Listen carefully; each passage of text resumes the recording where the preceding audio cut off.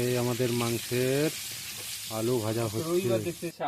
এই তো এখন আমাদের ফোড়নে জিরে দিলাম, এখন তেজপাতা দেব, বাস এখন দিয়ে দিচ্ছি সুন্দর করে পেঁয়াজ আর রসুন।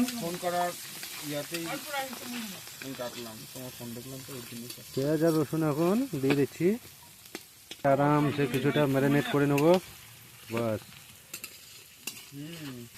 এখন আমরা একটু হলুদ দিচ্ছি, হলুদ দিয়ে সুন্দর করে ঘেটে নিচ্ছি।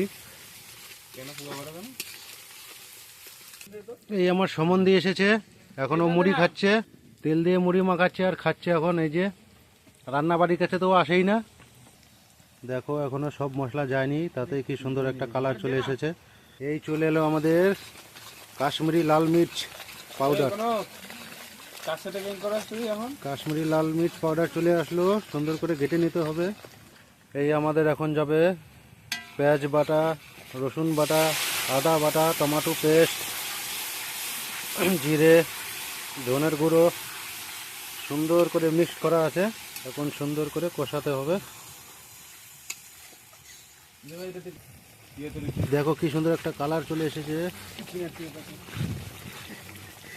গাইস, জাস্ট একটু কালারটা দেখে নাও তোমরা, কালারটা শুধু দেখো, কালারটা কি সুন্দর রং এসেছে এটা।